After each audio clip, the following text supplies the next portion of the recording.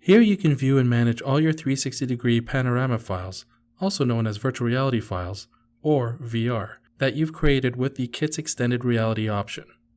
Each 360-degree panorama rendering you create inherits a default thumbnail preview of your panorama file.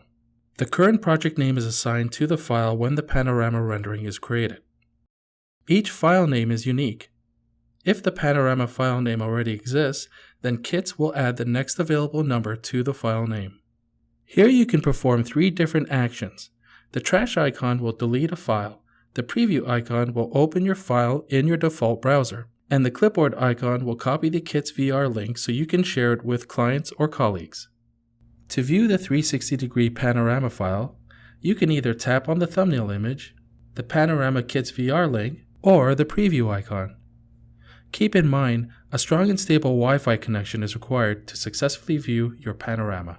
To view your panorama, tap the URL to launch your local browser to view your panorama file in fish tank mode.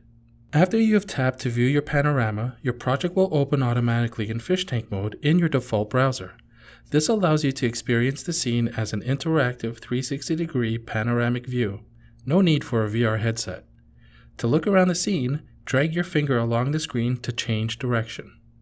To view your panorama in full screen, tap the full screen expand icon.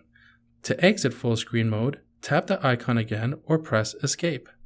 To view the project in virtual reality using a VR headset, tap the goggles icon and enter a phone number to send your panorama file to a mobile device. Phone numbers entered are not stored or collected. Tap the share icon to share your panorama file permalink via SMS, email, or through a social media platform.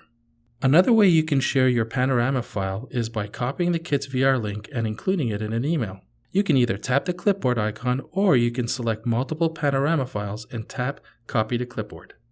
To delete a panorama file from your project, tap on the trash icon beside the file you want to remove. This will permanently delete your panorama file.